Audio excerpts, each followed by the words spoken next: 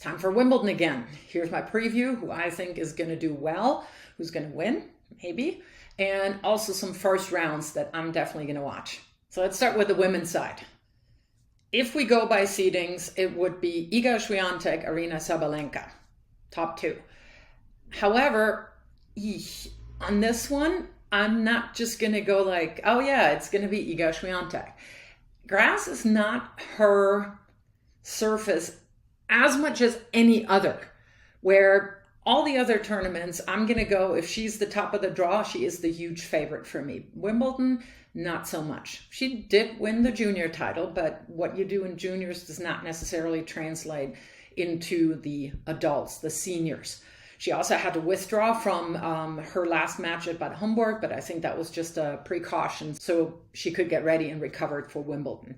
But she's not ever really made it that far there. Although she has the game to adjust to grass court, she is incredibly athletic. She has short strokes anyways, short motions. So theoretically, she would be in really good shape to win Wimbledon. But yeah, still not going outright Iga Swiatek. She's there, of course, she's in the mix, but not the outright favorite. Aryna Sabalenka has gone really deep into the draw at Wimbledon. She has the game, huge ground strokes, powerful player, and she's shown that she can win a Grand Slam. She's won the Australian Open, so can't count her out. But after that, who? Of course, the reigning champion, Elena Rybakina. Although her preparation got cut short a little bit also because of health reasons, but she's at Wimbledon now. She's getting ready. She seems fine. She has an incredibly tough quarter in the draw because she's got two incredibly difficult to play on grass players in there. And both of those have actually won each of the preparation tournaments. So we have Elena Ostapenko, who on a good day can beat anybody anyways, but on grass, yeah, her hot like fire, ice cold like I don't know what, on grass is going to be incredibly difficult. And she's shown that she can piece it together. Of course, she won the French Open a bunch of years ago, but also just recently, she had a winning streak of 10 matches on grass, including winning a tournament. She withdrew from her last match, but I think also that was to really conserve her strength. So she's one to look out for. And then the other one, I just talked about her in a podcast recently, that I think even when she's 100 years old, she could still come out on a walker at Wimbledon, and you cannot count out. And that is Petra Kvitova. She has had a really great year, won Miami and won Berlin. Warm-up tournament for Wimbledon. And of course, she has won Wimbledon twice. So she knows how to adjust to the ever-changing conditions that you have on grass, because that is, to my mind, the toughest thing to piece together on grass. Yes, of course, you have to maintain your 2-week performance at the other Grand Slams as well. But no other surface is so much affected, literally hour by hour. Different temperature, different level of humidity. It could be a totally different game whether you play early in the morning and it has been raining the night before, and then it dries off and it gets really hot in the afternoon. And I know they've done a lot of things to kind of take those factors out since I played. They changed the soil, the grass itself. They made the balls a little bigger. And you see the difference, obviously. When I played, it was all serve and volley. And players literally only could win if they played serve and volley, whereas now anybody can win. Nobody plays serve and volley on a regular basis.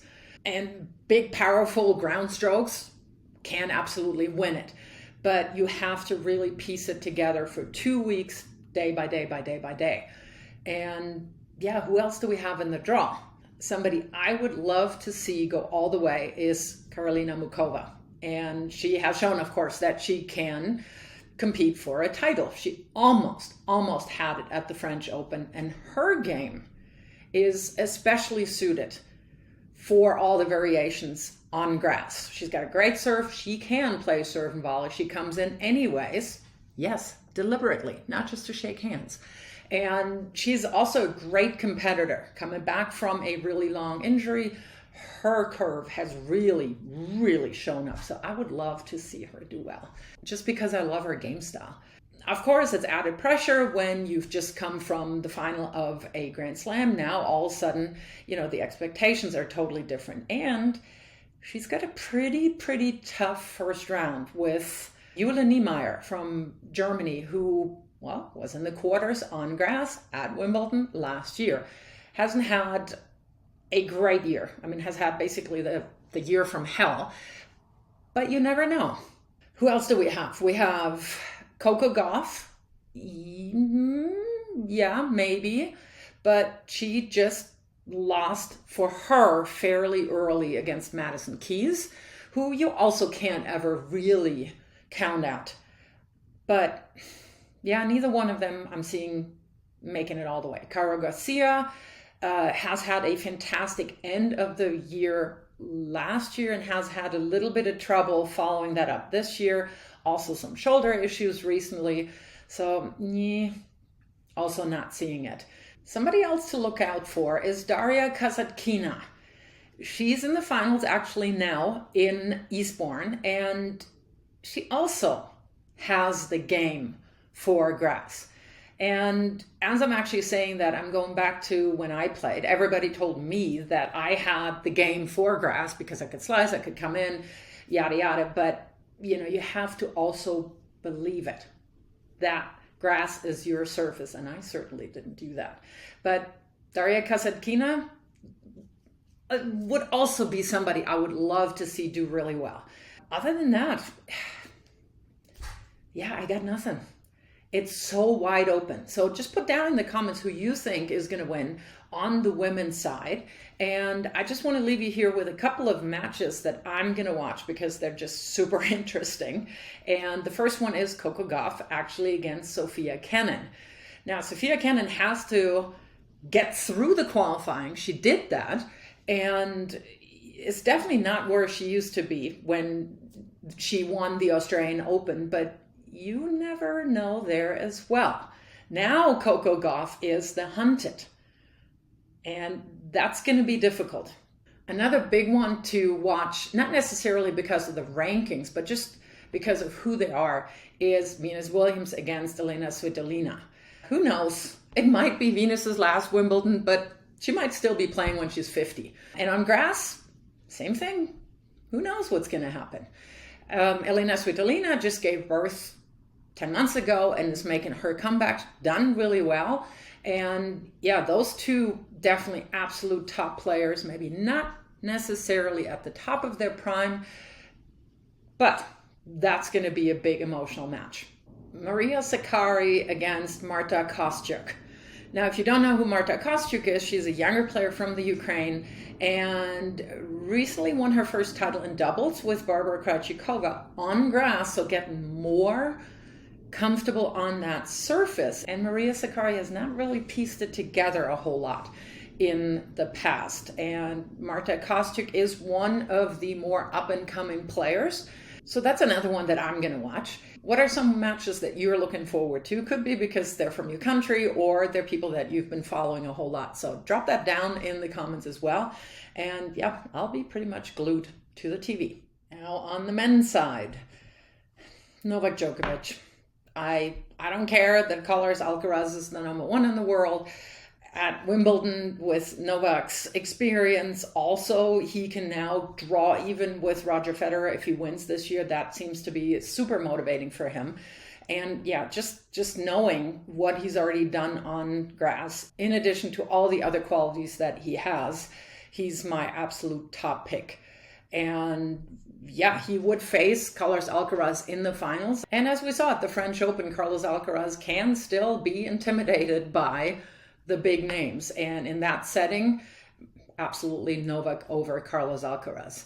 Is there anybody else that could make me eat my words? Daniil Medvedev, you never know. You just never know. I mean, he's not outright said that grass is not his favorite surface. Like, he's very verbal about clay, although he did pretty well there this year. On and off, who knows? But is he going to win it? No. Casper Ruud basically said grass is for golfers. And I kind of agree with that. I really did not like playing at Wimbledon because you just never played on grass. I trained on hard-cored artificial grass with sand in it, clay outright, because it always rained. And if you're not one of the super top players, yeah, you're not really getting a whole lot of court time. Let's be real. Wimbledon is definitely the place where you feel when you're not one of the seeds. Holger Rune, maybe. Although, again, with Carlos Alcaraz and with Novak Djokovic in there, not seeing him win it all the way. So yeah, this is really short on the men's side for me, but there are a couple of really noteworthy first round matches. There's one that is really, really tough. They just had a really tough match a couple of months ago, and that's Stefanos Tsitsipas against Dominic Thiem. Dominic Thiem has been, just super struggling, trying to come back from injury. Had a pretty encouraging match against Tsitsipas. It's going to be an interesting match. And just for the fact that both have one-handed backhands, it's just awesome to watch. So that's definitely one to watch. Then we have Matteo Berrettini against Lorenzo Sonega. And that's just because two Italians that are both super fiery competitors, and Matteo Berrettini has done so well in the past on grass, not done so well this year, and I'm sure he was really putting all his hopes into Wimbledon, but that's a really, really tough first round. Another one to me that might have upset potential is Yannick Hanfmann from Germany against Taylor Fritz. Hanfmann has done really, really well on grass, and yeah, he's pretty hot right now. And then if you're up for drama, which I'm sure it's going to happen, is actually a doubles match. It's Nick Kyrgios and Thanasi Kokkinakis against Rajiv Ram and Joe Salisbury, and they're the number 3 seeds. So in England, on grass, with Nick Kyrgios, yeah, drama. So again, let me know down in the comments who you think is going to win, singles and doubles, or mixed, whichever, and which matches you're looking forward to watch.